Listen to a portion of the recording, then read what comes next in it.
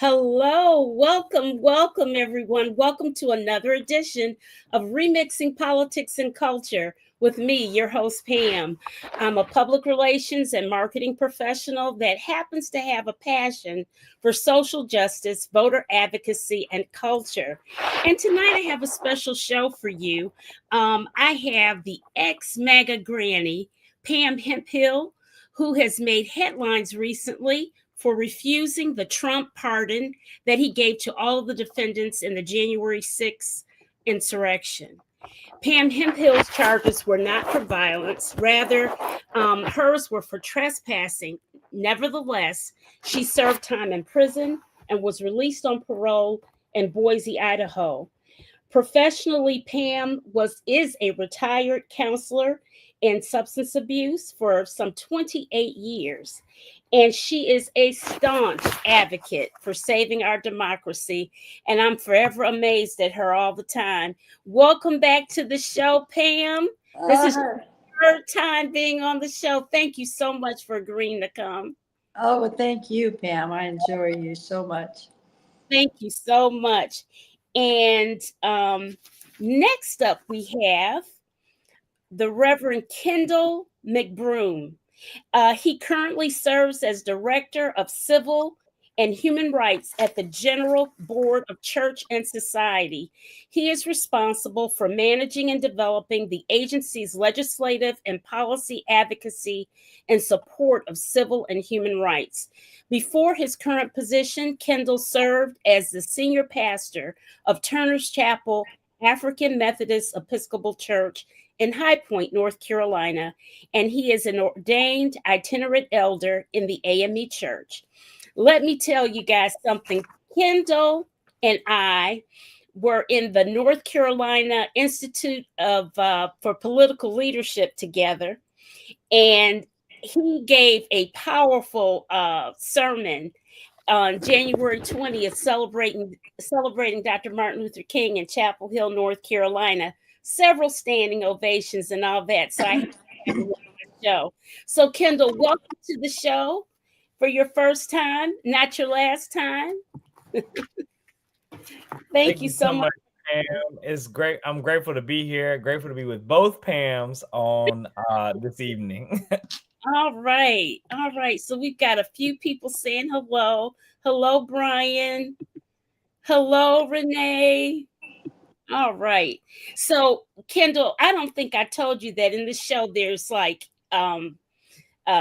audience participation throughout the show, which is a good thing. We try to get everybody to participate. Hey, Linda Hayes, that's my cousin. All right. So, Pam, we're going to start our conversation off with you about your journey in MAGA. After you even voted for Obama previously. So you know what, Pam, even though you said you vote mostly Republican in the past or what have you, you're really kind of independent. Yeah. You know, a lot of us just rely on our family if we're not involved in politics, because we trust our family and our close friends. And that's all I was doing back then, except for when it come to Obama, I said, no, I didn't tell him, though. But, yeah. Okay. So listen, tell us about the price that you've paid being in what you call the cult of MAGA. Where do I start? When I was following them, the gaslighting, you got to keep in mind, you're fed so much disinformation. You don't know about disinformation. Mm-hmm. All you're hearing is that the Democrats want to turn this into a communist nation. That's all you're hearing. Right. And you're not schooled in politics. My background, I've been working with heroin addicts and alcoholics, trying to save them from addiction. So I'm not even knowing what's going on. So you're vulnerable. Like a lot of us were vulnerable to listen. You lose your critical thinking because of the gaslighting, all the cult tactics that they use, Don't be listening to that channel. Don't be reading that book. They don't know what they're talking about. So, it's just like listening to you right now. Right. I'm listening to you. I'm not going back and fact checking what you're sharing with me. Though, see, that was my mistake. That very good point. Very good point. So, Pam, what you had mentioned before on the show that there were times where you kind of felt like some of the information wasn't quite right, but you kind of went along with it. You get swept up in the whole vibe of everything. Tell us about that. Well, that's exactly what happens. You love this country. You're hearing from them. You know, that's why we have divorce court, because there's two sides to every story. Yeah. But, you know, that's just what happens. You don't do your own fact checking. You're listening to one party.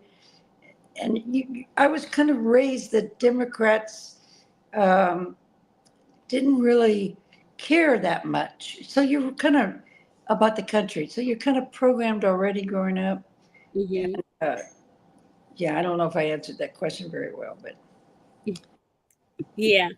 So, Reverend Kendall, from your lens as a theologian and what have you, and a person that's very active in protecting civil and human rights, what do you think MAGA is really all about? How it kind of transformed from the Republican Party and it just became sort of like a movement of sorts. What are your tell us what you think of what the MAGA movement is really all about? Yeah, I thank Pam for sharing her insights and her background and her um experience, I would say, with MAGA in this moment. Like I really do hear that and I appreciate that. I think the MAGA moment, and I'm calling it a moment, I'm calling the MAGA moment that intentionally because this has shown up in multiple elections, multiple iterations of the American dream, multiple iterations of American political history. I think that the end goal ultimately of the MAGA moment and the MAGA cult is to continuously not only pit communities against each other and make it out as though there's a bad person in minorities or a bad person in the poor or a bad person in women, but I think that it is really to destroy democracy. I think it is to destroy the hope of democracy. It is to destroy the goal and the desire for the majority of Americans to experience democracy and really state its claim that this is a white man's nation. And I say that specifically a white man's nation, not a white woman's nation, but a white man's nation. Um, Mm-hmm. this is the white man's ideology. This is, I just remember I'm reflecting back now how we used to sing in school, like this land is your land, this land is my land, from California to the New York Islands. Uh-huh. And we sung it with joy. I mean, we're second graders, third graders, second graders, and we're singing with pure joy. Um, Mm-hmm. Failing to at times realize that that was not the case, and that wasn't the case for our parents. That wasn't the case for our grandparents, our great grandparents. Mm-hmm. Um, and so I really believe that this moment and this attempt at a movement that has generated some voice, has generated some traction, is essentially about maintaining power and about maintaining authority, if you will, Mm-hmm. over particular parts of the population. Okay. So, Pam, now that you're out, you've been out of the cult for a while now. You um to your I know for a fact that you've received threats, you've been doxxed, and all types of things, and yet you do not you still are not quiet. I got a text from her a few weeks ago, and I'm like, gosh, Pam, people are just so mean or whatever. And you said, I can't stop because I'm fighting for democracy. Tell do you feel like this is sort of like your redemption or something type thing that you're doing? Well, yeah, well, I totally agree with what he just shared. They want it to be an all-white Christian nation. But see, you're attracted to the movement. I forgot to mention this because Mhm, they do carry a Bible, because they do talk about God. And mhm, I've been in recovery now, and I break my anonymity for 45 years. So I work 12 steps that are all oriented around God, God of my own understanding. And I have to live a life where, I turn my will and my life over to carry God on a daily basis. And mhm, then one of the steps is when you're wrong, promptly admit it. But mm, Mega doesn't know how to do that. But yes, it's really sad, that I was involved in that because you're mhm, fooled. You don't see the racism. You mhm. don't see what they're doing because they hide it. They're real good at it. I really was kind of one that they didn't really bring in their circle because I would question things. It's like, Mhm. what about the election? Where's the proof that the election was stolen? But Right, right. yeah, yeah, it's Yeah. So, yeah. So I think, I think that what we're seeing today, especially, is like an all-out attack of. He did say one thing I can say about Trump. Getting back to the current politics of today, he keeps a promise. He keeps a promise. Unfortunately, he has bad promises. Mhm. And so he said that he would be a dictator on day one. And I'll be dog if it doesn't seem like he's trying to do just totally change America with the stroke of his pen. Kendall, what does that, from a biblical standpoint, what does that kind of remind you of? Can you give us some examples of what's happened in our past? And Yeah, no, that makes, I mean, it lines up with so much of religious history. And I mean, while I am and have, you know, I am a Christian, I'm definitely a studier or researcher, I would say, of the religious tradition broadly. So we're talking Christianity, but we're also talking the various religious traditions in mhm, the world. And particularly out of the Judeo-Christian faith, mhm, um, there was a point in time when Pharaoh for the ancient Israelites was writing decrees left and right, right? Like, I mean, you go to the Old Testament and you can hear that story essentially of, and read that story of essentially continuously making decrees and really pitting power or people against people, right? Like you see mhm, that. uh, Um pitting pitting the powers of the Egyptians against the powers of these slaves, right? yeah, Um, so you see that, but then you also move on where freedom comes and establishment has come and we built a nation. I'm saying we in the sense of ancient Israel. Ancient Israel has built this nation, and there is this desire, right? There's this desire by the leadership and by the people in power and by the people, even the everyday people, I would say, of we want a king like every other nation, right? mhm, Even though the divine, and we can say God, we can say the divine spirit, we can say Yahweh.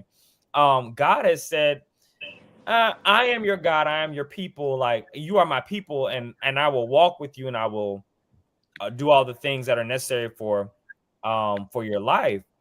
mhm, But they say we want a king like every other nation, right? And they end up with King Saul, and God says, I will give you a king. mhm, Um, they end up with a king, and this king does all these things, right? Like that are antithetical to what their understanding of the God that they serve stands for.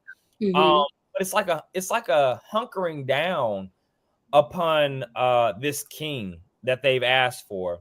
And then you go throughout the entirety of ancient Israel's history, and there are good kings, there are bad kings, but mhm, more than not, there are these bad kings that abuse their power.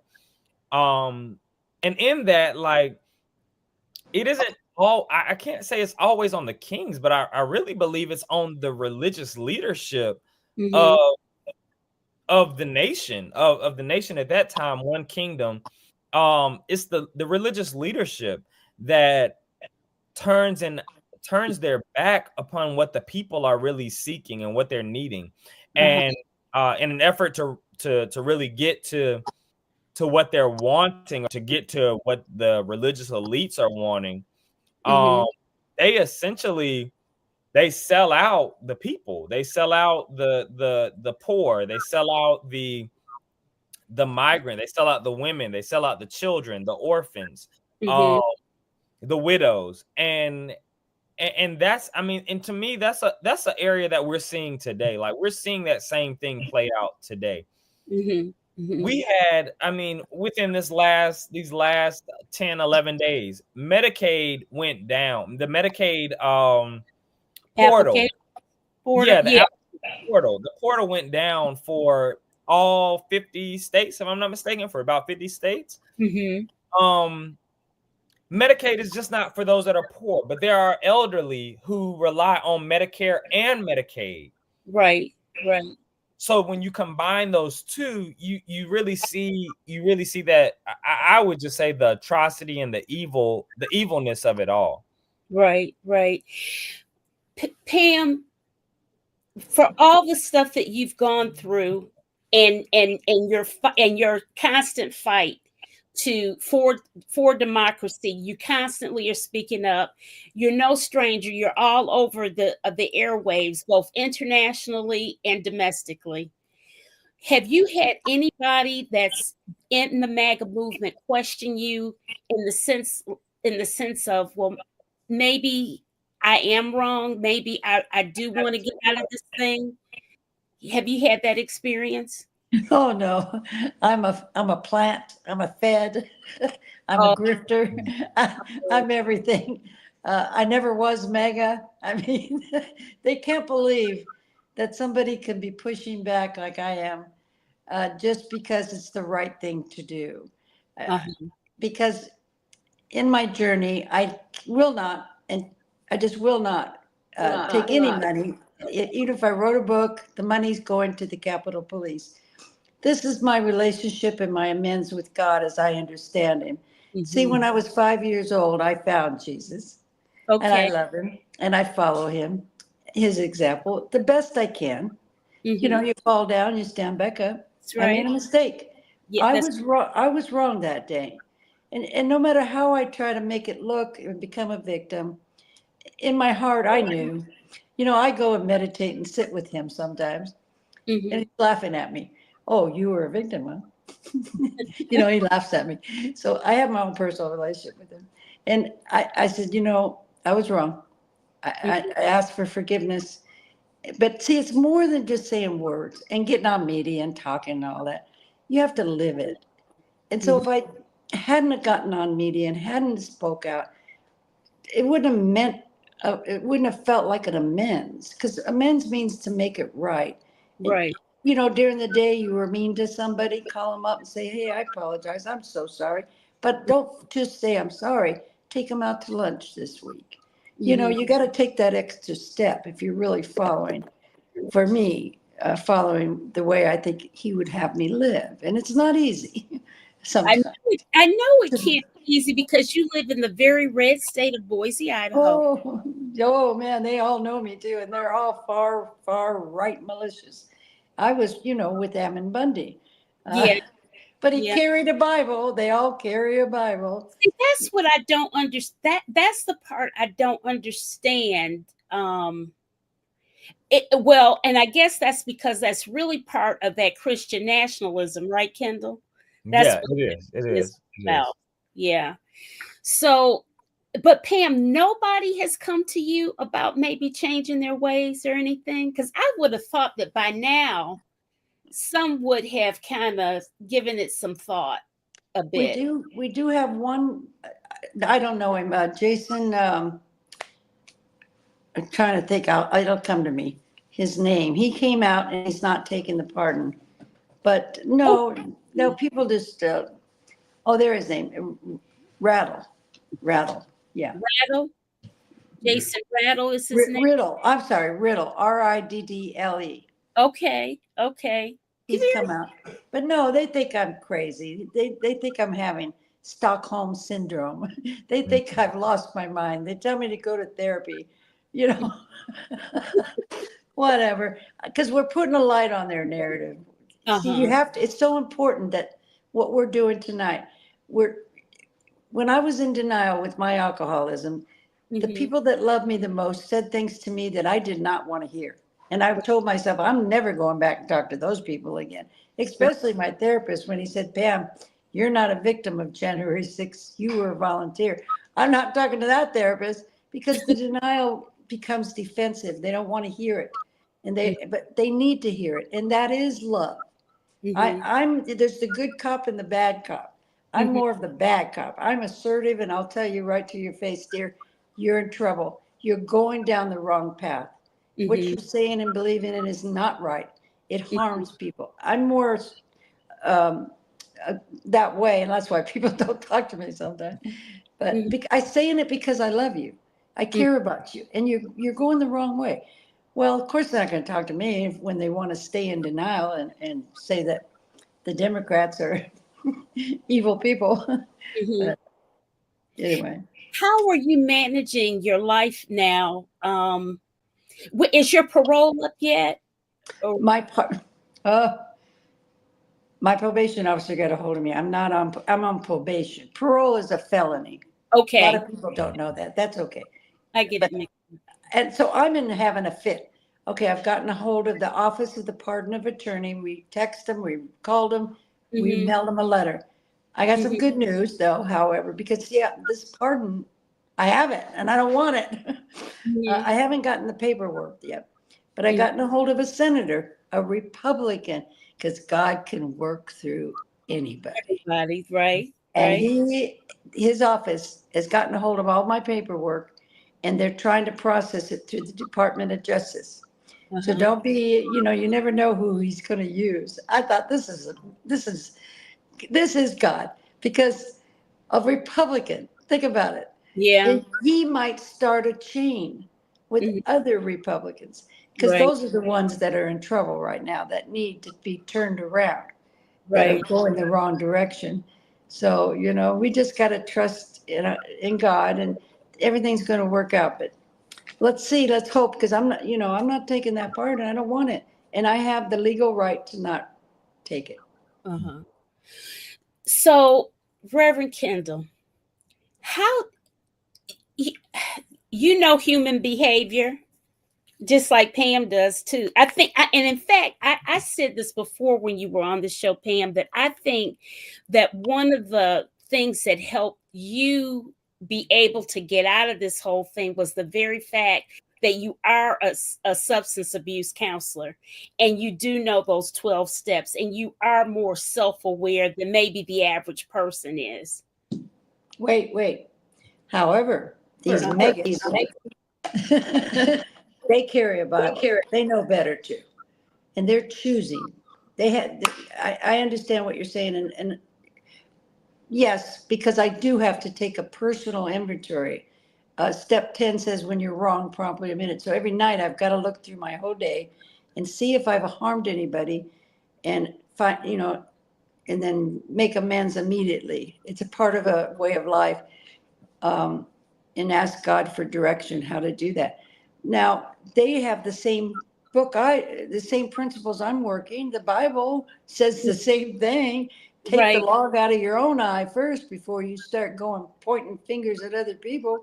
Right. Didn't even Jesus, maybe you could help me with this one.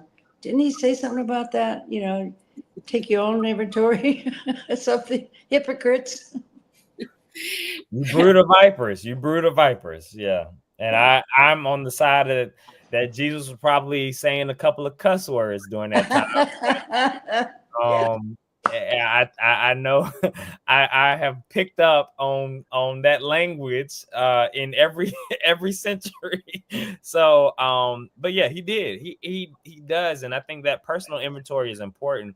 I think what we have to understand about this, and I'm going to continuously call it a moment, because moments pass. I can't give it the legitimacy of a movement, Okay. only because to give it the legitimacy of a movement is to say that it will be forever defining of this time and of this country. I think this country has already shown how it is and things of that nature. I think it is up to people, right? Humans to change that narrative in every stage and in every age, right? We know the foundation and founding of this country, but there has always been people to push back against that and say, no, we're going to be more inclusive, and Right. we are going to live up to the full ideals of what you wrote on paper. Right. We are going to we are going to free slaves. We are going to give indigenous people their land. We haven't fully gotten there to give them their land, but we need to. But we are going to let women vote. We are going to ensure that civil liberties are for everyone in this land. And Pam brought up the point earlier about they carry Bibles, and that is the propaganda of really controlling the language, controlling the religion, controlling the narrative of the religion is powerful. I mean, because who goes up against their pastor on a daily basis? I mean, there are some members who do that. Yeah, we know some, but very few will challenge their pastor and say you're wrong and that you like this is not it. Very few, if we're completely honest, very few people, like biblical literacy is at an all-time low. Yeah, literacy overall is at a literacy, exactly. Low, so if we know literacy overall is at a low, then we know biblical literacy is at a is bottom of the totem pole. So when people are not reading their Bible, not knowing the stories, but then not taking the context with the stories, right? That scripture does not just drop out of anywhere, but scripture comes about from people putting it together in particular times in history and what was going on during those times in history and what were they trying to speak to in those times in history. Then yeah, you will have it where people can weaponize the Bible, and they will weaponize it as a tool for a particular purpose. But this is why, and I will say, because we even said this in seminary, there are people who have been ordained and people who have been licensed and people who have been trained that they will not necessarily be speakers of truth, but they will become chaplains of the state. So essentially what I'm saying is they will rather uphold the Constitution and the Declaration of Independence and the culture over and above what the Spirit of God is calling them to. So prophets, they will not be a prophet. They will be somebody who uses scripture and weaponizes scripture to thank you, Sister Joy Presley. Yes, that was one of my aunt and one of my former members at Turner's Chapel, taking things out of context. They will definitely do that. And that's what we see happening now. Like scripture's focal point throughout the Old Testament and the New Testament and the Gospels is about the poor, the widow, the marginalized, the underserved, the underprivileged. So I just want to affirm, Pam, one of the things that you've worked in. You've been a counselor working in substance abuse. Yeah, you've been working in substance abuse. So you were with the people who the world had discarded. So I want to speak to that, right? And say that was worthwhile work. And I think even now, because you are in a position where this particular world has discarded you, right? And it's a false world. We know that it's a false world, but it has tried to discard and discredit you.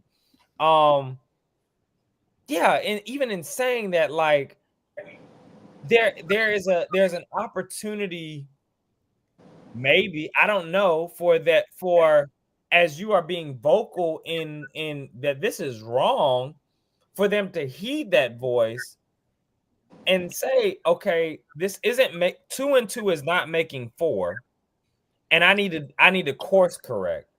I think what is happening though too is that this is so deeply entrenched that it really is. I mean, with Christian nationalism, of course, but we have pastors and preachers who are upholding the MAGA theology and MAGA ideology that it's a difficult time. This is no different than slaveholder religion. Like, I just want to acknowledge this. This is no different than slaveholder religion. Right. What MAGA is doing is the same thing with Trump producing a Bible, is the same thing as it is the same thing as whenever slaveholders brought particular preachers to the plantation to preach to their slaves, and they ripped out the parts of liberation. They ripped out the parts of freedom. They ripped out the parts of Jesus had come to set the captive free. Right. This is the moment that we are living in. It is just the 21st century. And so I really, I hope, and I'm taking from Pam on this one, and I'm grateful to hear that the Republicans are listening, or that other parties are listening. It is my sincere hope that they would tap into the spirit behind the text and not just what the words say. Not just what the words say. There is a spirit, the general overall spirit of Christianity, overall spirit of Judaism, overall spirit of Hinduism and Buddhism and are these world religions, is love and it is justice. It is doing right by the people that we are in community with and in neighborhoods with and that we are living with. And if we hone in more on one than the other and not a balance of the two, we will miss the mark every time. Yeah. Showy Howie is a she's on fire in the state of Michigan, and she lives in a real red area of Michigan, that area where the militia are. She lives there, and she's always fighting, always. In the chat, she says, "Read the sermons from the Southern pastors at the Civil War era." Yeah, we want to avoid those at all times. But they're still being preached. I mean, those sermons are still being preached. And so I want to encourage, encourage our dear sister that those sermons are still being preached in the South, the North, and the West, right? It's so wrapped up, it's so warped now, honestly. I mean, and I think the only difference now in those sermons and the sermons that the sermons of the Civil War era and the sermons that we hear today is that we have congregations now. Infrastructure is probably the most distinctive factor, in that we have infrastructures today. The lights sell people, right? The dark the darkness of the sanctuary, or the lights in the sanctuary, will have anybody come into their church. But the theology that is being preached out of these churches is as harmful as it was during the civil rights movement. If I would agree. Oh, I'm sorry. Yes, ma'am. No, I said I would agree. If pastors are not talking, preachers are not talking, leadership, if they are not talking about this moment that we are living in, we are literally on the brink of democracy ending for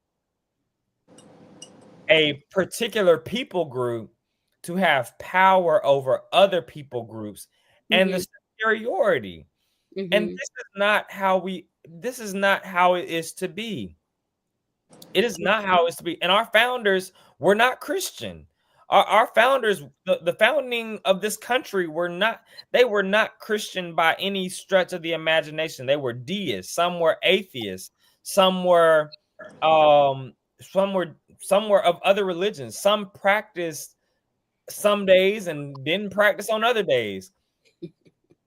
What they did think, though, was what they did hold was that liberty and freedom and the right to practice religion were to be ours. Were to be ours. And not be controlled by the state. And right now, what we're seeing is a conflation of the state with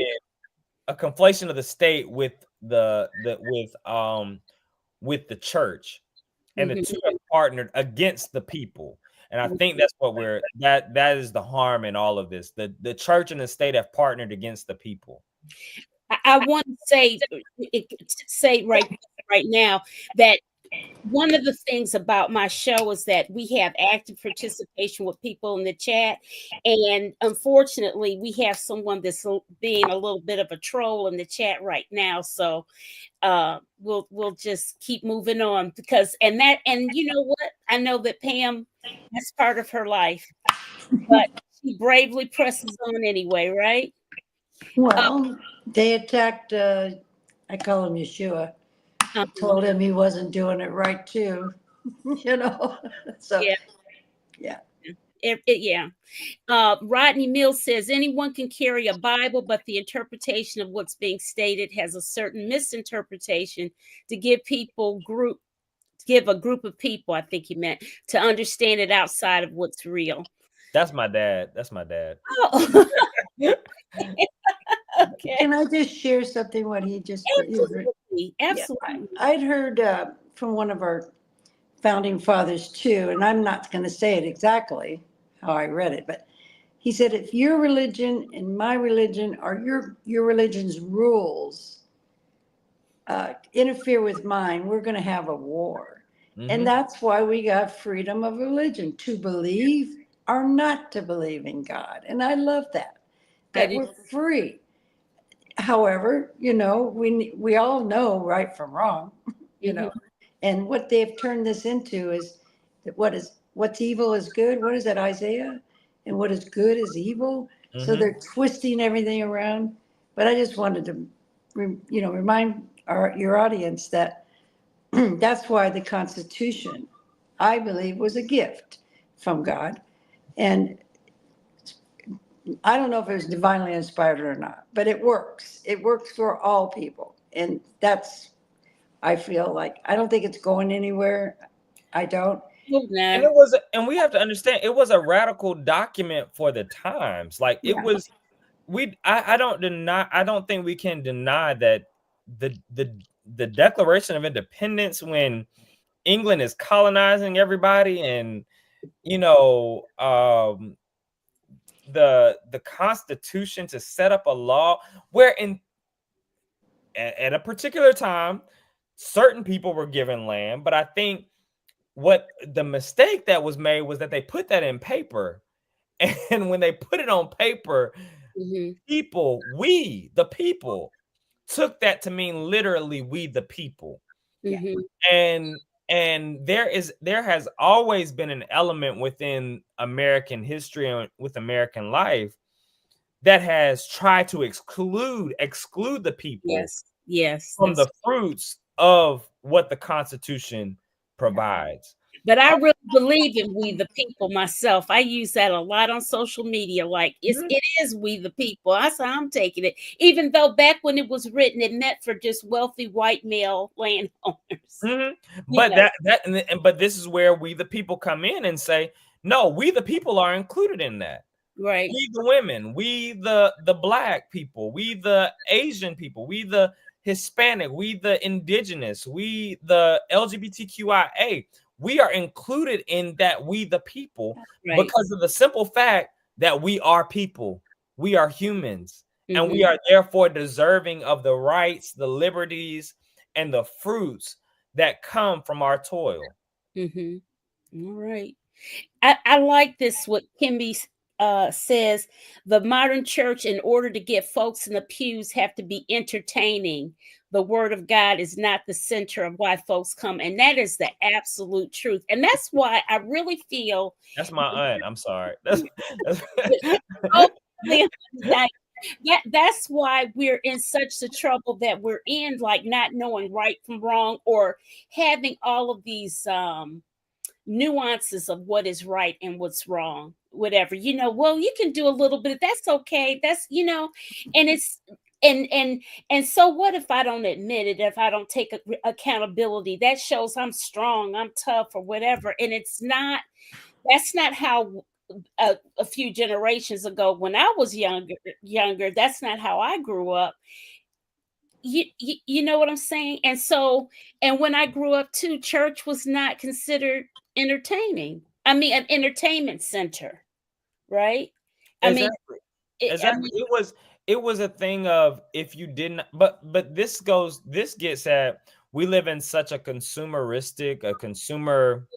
compromised culture now, that if it does not fit me, I will no longer be a part of it. Or if it does not fit me, I will no longer, no matter how good it is for me, right? No matter how morally forming it might be for me, if it does not serve my creaturely needs to maybe be energized, to maybe be to be excited, right? If it does not do that, then it's an option. It's not a guarantee, and it's not a definite. Whereas, like you're saying, Pam, during your time, even when it felt uncomfortable, even when it was let's say like this, when it was boring, when it was dry, I think we speak about, yeah, when it was real dry, because I grew up AME back in the day when that was dry. When it was that, there was still something that could be received as it relates to moral formation, character building, as it related to how to deal with neighbors and how to deal with people. And I just think that we've gotten so, unfortunately, we have become so consumer oriented, in the sense of, if it does not benefit the consumer, or if the consumer says it does not benefit them, then we want no parts of it. And right now, if we tie this to the conversation today, racism benefits people, sexism benefits people, excluding Pam, excluding you benefits people, because it kind of helps them try to build their case, right? In all of these things that they're trying to do. It helps build that. But I think what we have to understand is that, from a faith perspective, and even from a civic perspective, if we are wanting this real democracy, it is not going to be acquiescing to something that we know is for our detriment and not for our good. Right. Absolutely not. Pam, can you relate to this? Showy Howie says, in my neighborhood, she's in the state of Michigan, like I said, the We the People flag is a KKK symbol. The decal on the truck says, paint the forest red. Be careful. I don't understand the paint the forest red connotation. Do you understand that? Is that blood? Oh, I don't know. That's what. Maybe that's what she means. Oh God. I hope not. I don't even want to pray for those people. I'm sorry. I get this anger. It's so disgusting. And I think that's perfectly fine. I think we're at a time now where we cannot we offer these whenever there are school shootings, thoughts and prayers. We can do something about that, right? Yes, but with this moment of re-electing Donald Trump, we could have done something about that. I mean, people could have done something. And so we cannot, and so I agree with you, Pam. Like, we can, like, there's a section within the Psalms. People don't like to go there, but there's a section within the Psalms where basically ancient Israel is pushing back on these really nice, neat, tidy prayers. Like, it's not a Psalm 23 prayer. It's not a like, the Lord is my shepherd, I shall not want. It's not a Psalm 27, the Lord is my light and my salvation. But they are prayers of anger. They are prayers of, God, I am tired. I am sick and tired. And essentially, I need you to step in and do what only you can do. Because if I do it, if I do it, it is illegal. It will have me in jail and all those things. But they're called a particular prayer. But I'm gonna leave that alone because I still do want to go to work tomorrow. But I say all that to say we are at a moment. To your point, we're at a moment we praying that God has shown us what the reality is. God, the divine has shown us what is real, and to offer up something. Bishop Bud preached a wonderful sermon. Yes, she did. Phenomenal sermon. About that last week. Yeah. Preached a phenomenal sermon. And instead of saying I just don't agree with the sermon, legislation has been put in the House. A House resolution was placed a couple of days ago, basically to go down in record that her words were an act of political activism. If I'm not mistaken. Are you serious? So serious. So it's on Congress.gov. Her sermon was listed as an act of political activism. And so when I think we understand that we're not we have been called to be salt and light in this world, and also that we wrestle not against flesh and blood, but against spiritual wickedness in high places. The tools that we use are going to be different, and they have to be different. Part of that is in our prayers, but it is not in our prayers being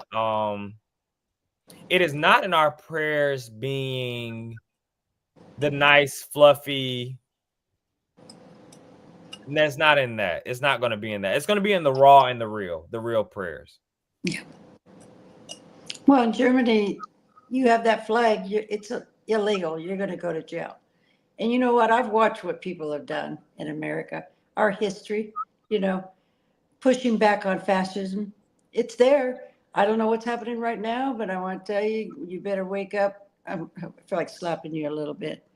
Get up, stand up for what's right. Get the mama bears out there. It's not okay to have that flag. Get 100 people around. I don't know. But, right. I don't know. I can't express enough that is more than talk. You got to get into action. Peaceful. We got the beautiful people in our past. Martin Luther King, Rosa Parks. All she did was the right thing. Mm-hmm. Now, it would be, if that flag was in my neighborhood, watch out. I mean, I would do the right thing. And I'd hold a flag and say, shame on you, take that flag down. But a lot of people aren't like me. I'm a little nuts. But I don't like that stuff. And you're going to hear from me that I don't like it. You may keep it up there, but you're going to hear me coming over there every day saying, take that flag down. It's disgustful. Yeah. That's just me.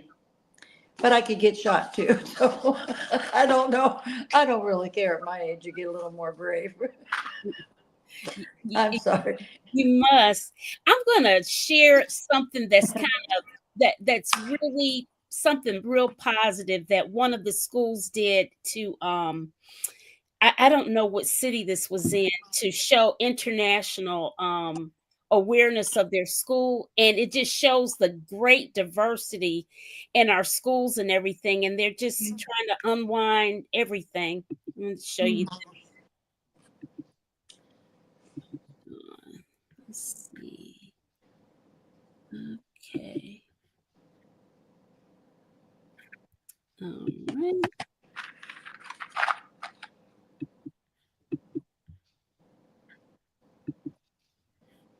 Uh-oh. Now don't tell me it's not gonna act right. It's not gonna act right. Oh shucks. Let's see if this one. Now this is some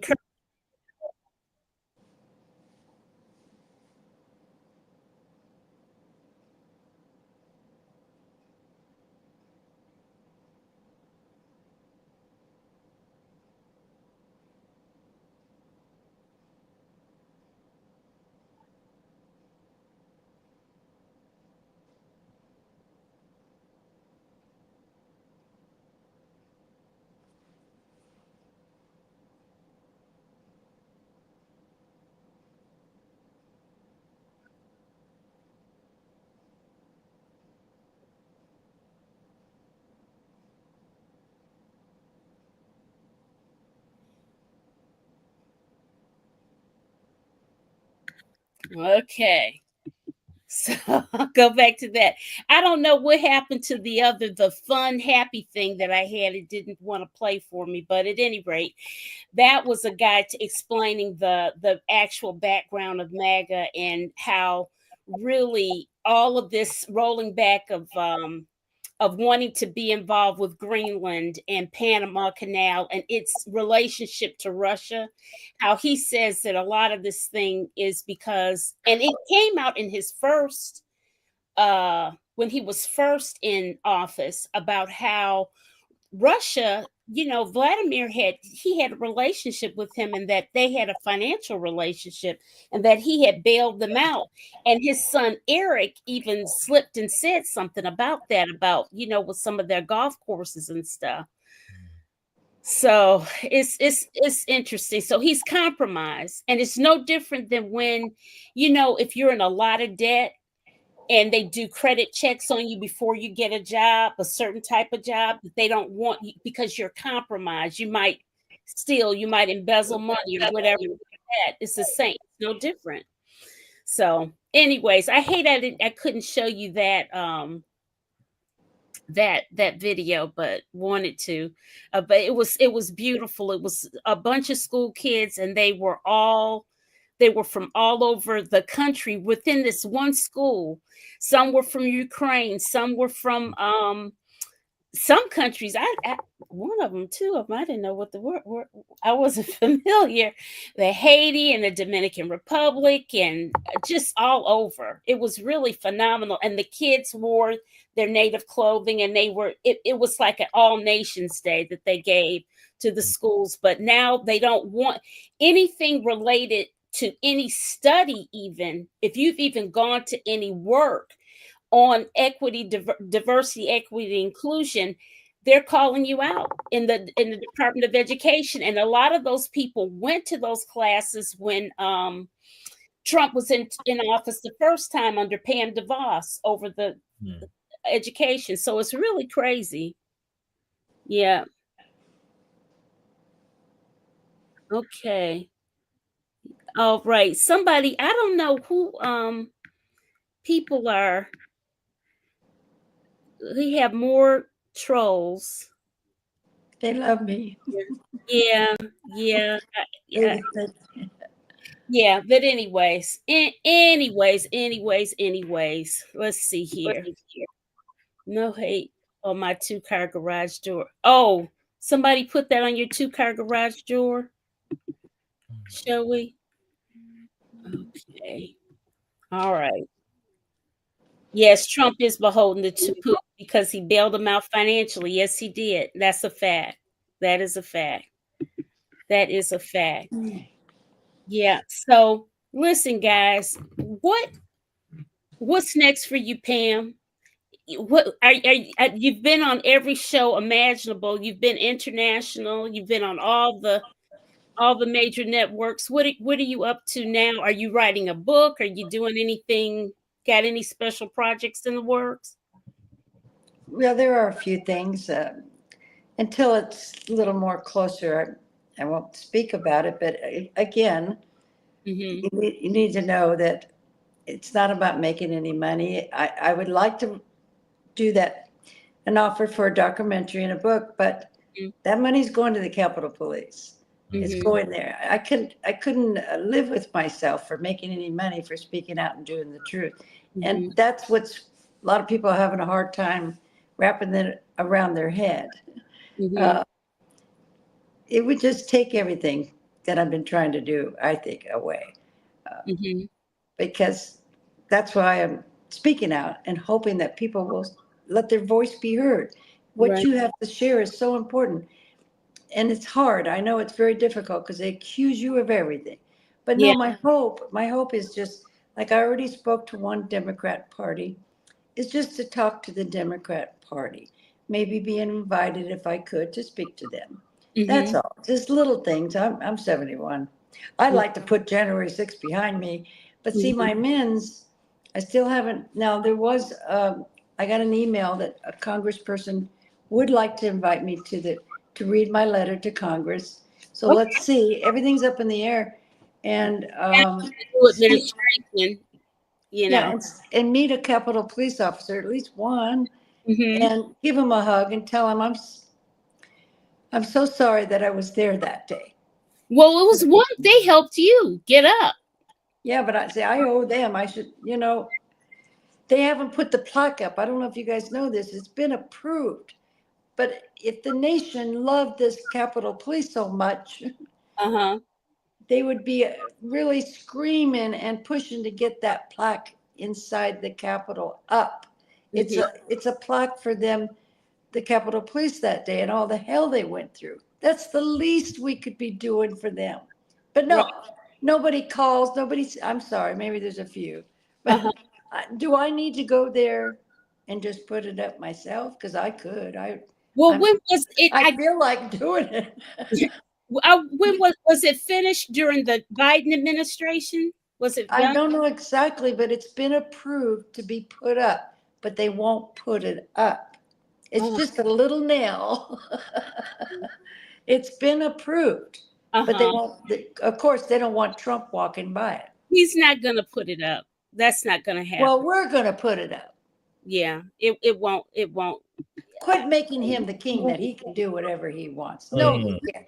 We, the people, can do it. I mean, you get enough of us. We can stand out there saying, you're going to put that plaque up. We could, but I'm waiting for these Dems to get on board and start, fighting, more regularly and loudly. Now that they have gotten.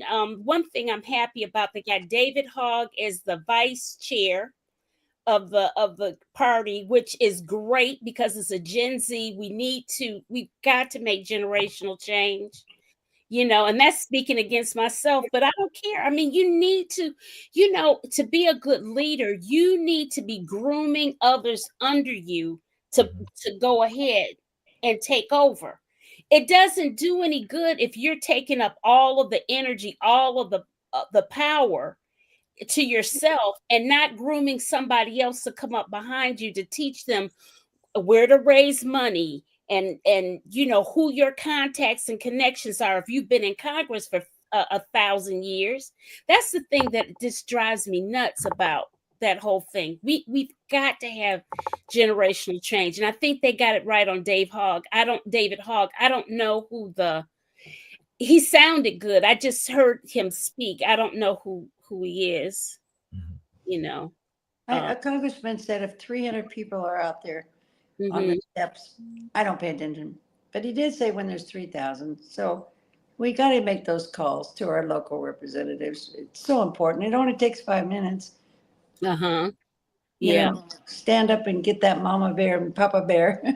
You remember Yeshua in the temple, that part where he turns around and calls him hypocrite, and he had that powerful strength of conviction. He had that, don't mess with me, you hypocrites. We got to get that back, that energy that happened with Martin Luther King. People have got to realize it's not hopeless. It's not over. If I decide that Trump is really in charge, what am I doing? That Trump has all the power. I'm taking that away from God, saying that God doesn't. Oh no, really? No. Just watch. People, they will wake up. And that's why I was to your point, Pam. That's why I was saying I don't think we can keep calling this a movement. We've got to call it a moment, because it is not going to be a defining part. It is who we are right now, and it is an iteration of who we've been. But to give it movement gives it legitimacy. And to Pam's point, we can't take God's power away from God. I'm reminded of the sermon preached this morning. Pastor Reverend Bill Lamar is my pastor at Metropolitan AME Church. Shout out to him for what he did this morning in reminding us that the sun doesn't he was basically saying that the sun doesn't rush to get anywhere. No. The sun is the sun, and the sun rises every morning and it sets every evening. And that you cannot dispute the power of the sun. And so I would just say that same thing. We cannot dispute the power of God in a time like this. We can't do that, and we cannot give something legitimacy that has no legitimacy at all.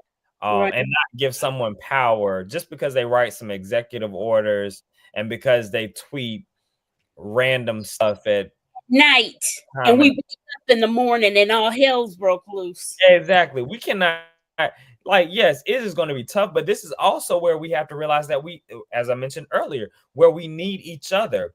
We've got to get back to community things and community living, in the sense of I can't do this without you, and I might not have it for $8 eggs this week, but if you've got 2 eggs, if you got a carton of eggs, let me get 2 of those, right?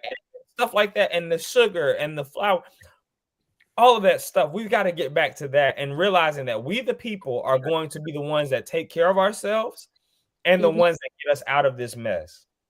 Right. That's right. That's right. Well, listen, we have run our time. I am so appreciative of both of you. Pam, you were quieter today. I think you have just talked. You have been on so many shows. You are just you told me when you came you were tired. Yeah. And that's fair. That's fair. I understand. Kendal, I really appreciate you so much. More than you know. More than you know. And I'm very, very thankful that you were able to come. Thank you for having me. It's been an honor to be here and to meet you, Pam, and to be back in presence with you, Pam. Greatly appreciative of it all. All right. So Zach has one more thing. Black people say God is still in control, and we have faced difficult times before, but there was a lot of pain during Jim Crow. Yes, but we're gonna. And to that point, there was a lot of pain, a lot of sorrow, a lot of lives lost in Jim Crow. But there was a joy. There was a joy in the realization that we had the power to take back our authority, to take back our power. And I go to that kind of Negro spiritual that says, this joy that I have, the world didn't give it to me, and the world can't take it away. That's right. That's right. The American government did not give us joy. The MAGA does not give us joy. It didn't give it to us, so it can't take it away from us. And so this joy has to be cultivated, though. It has to be cultivated. And I think conversations like this help cultivate that joy, that all is not lost. That's right. All is not lost, and we will not lose our joy. And that's something that Kamala Harris used to say all the time. All the time. I miss hearing her, because I would feel better listening to her. But anyways, good night, everyone. Let's wave, everybody. Good night. Thank you. Thank you so much, Pam. Subscriber. All right. Good night, everyone. And that's what I say, put your feet